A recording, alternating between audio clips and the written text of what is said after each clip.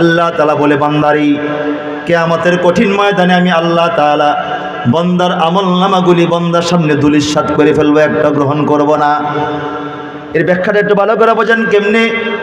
বিচারের ময়দানে আল্লাহ তাআলা বান্দার সামনে তার আমলনামা পেশ করার জন্য, দোস্ত বন্ধু আমার, একটা দুইটা তিনটা না, চারটা না, পাঁচটা না, আল্লাহ তাআলা 7টা না 8টা সিসি ক্যামেরা প্রতিজন লোকের সামনে আল্লাহ ফিট করে রেখেছে। এগুলা কথা কয় না আপনাদের এলাকার মানুষকে এগুলা, শুধু এই এলাকার মানুষগুলি আসতে তো এমন 4টা প্যান্ডেলের দরকার, ঠিক কিনা জোরে বলেন? বেশিরভাগ নাফরমান না কম? কথা কয় না।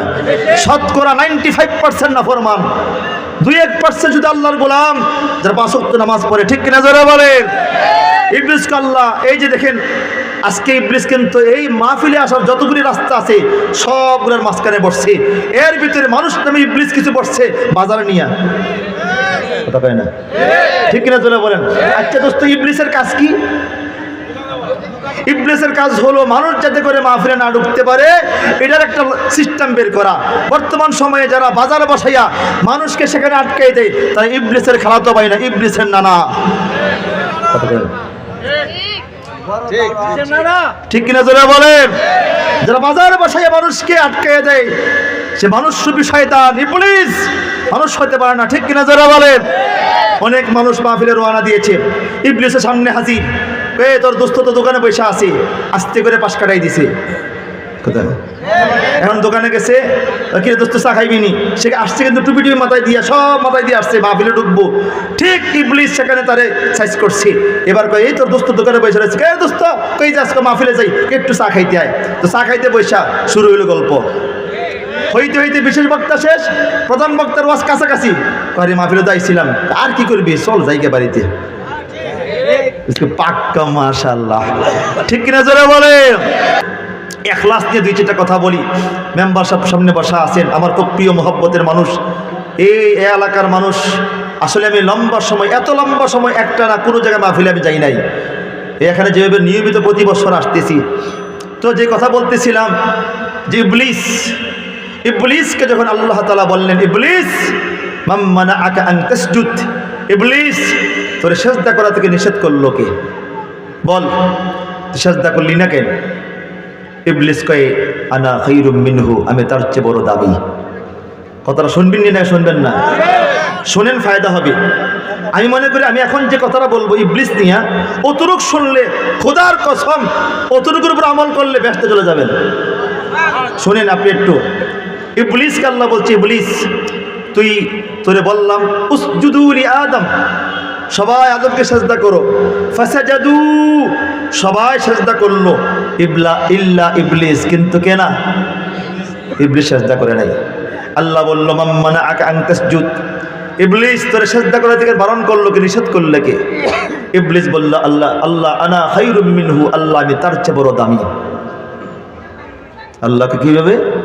তো সে উত্তর দিচ্ছে, খলাকতানি মিন নারি ওয়া খলাকতাহু মিন তিন, আল্লাহ আমারে বানিয়েছো আগুন দিয়ে, আদমকে বানাইছো মাটি দিয়ে।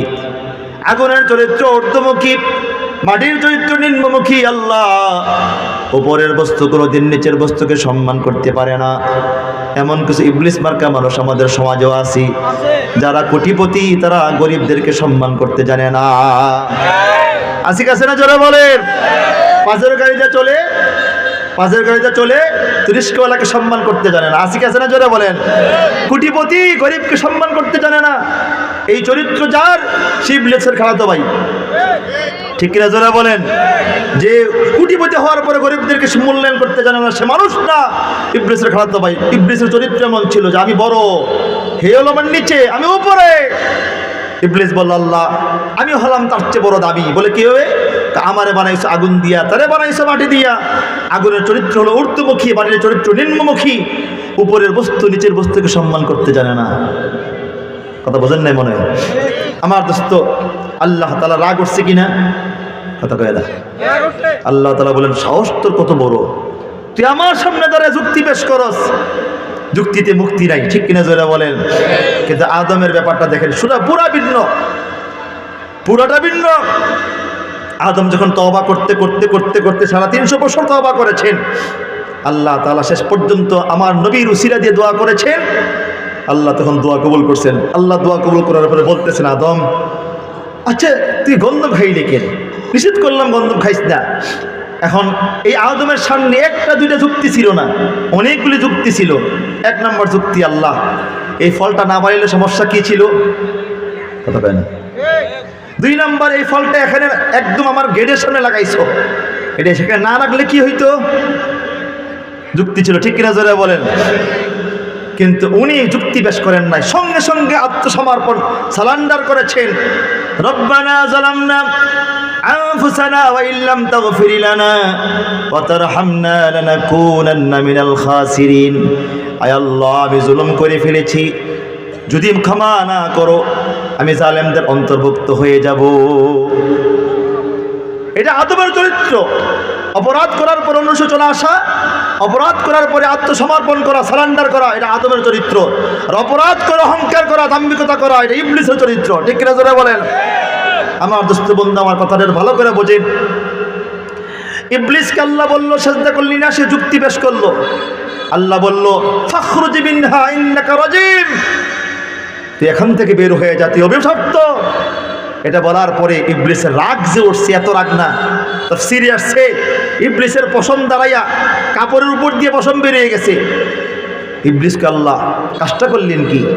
একটা বার একটু ভাবলেন না, আমি তো আপনার একদিন দুই দিনের গোলামি করি নাই। তাফসীরে মাযহারিতে আসছে যে ৬ লক্ষ বৎসর অথবা ৬.৫ লক্ষ বৎসর, যেটাই হোক একটা তো হবে।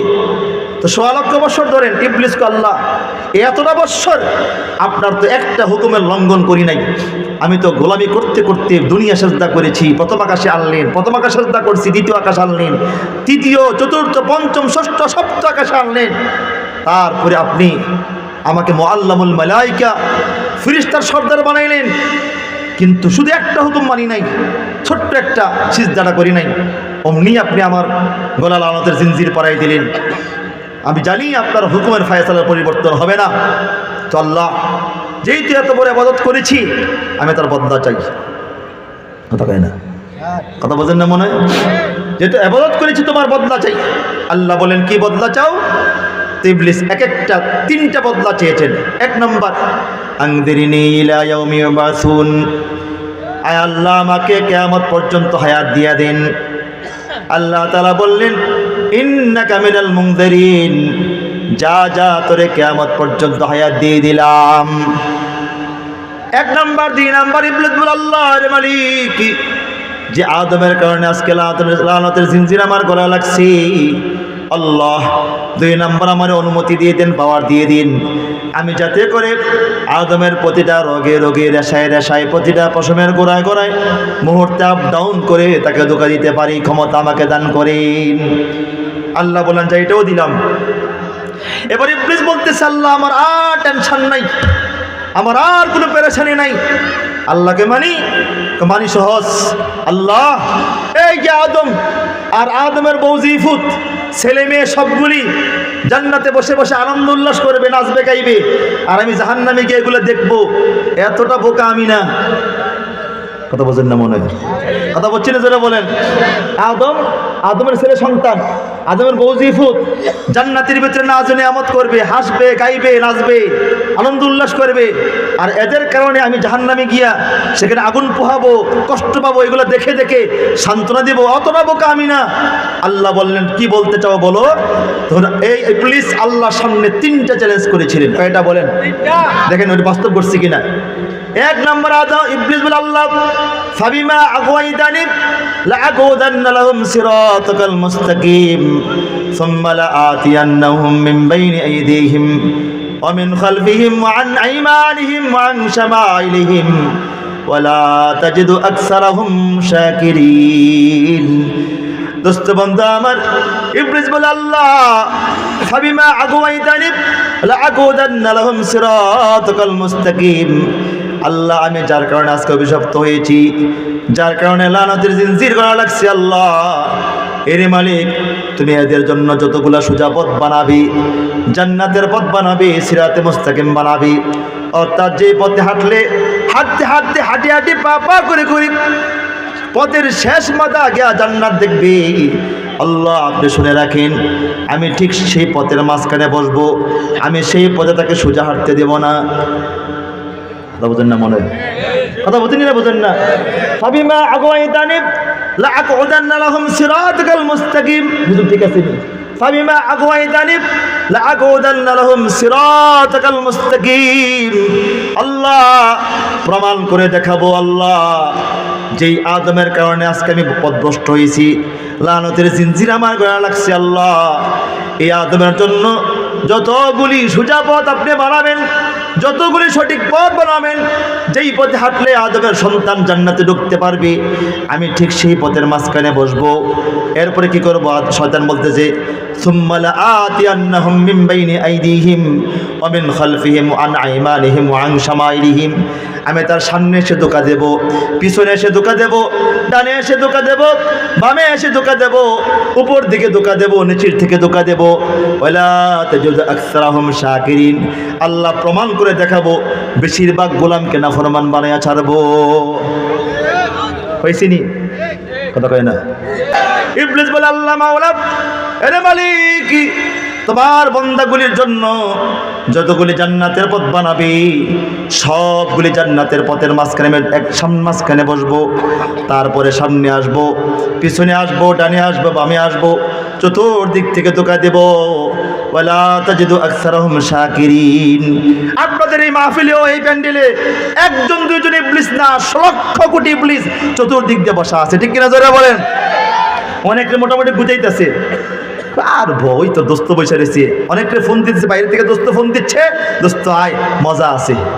ঠিক কিনা জোরে বলেন? ঠিক কিনা জোরে বলেন?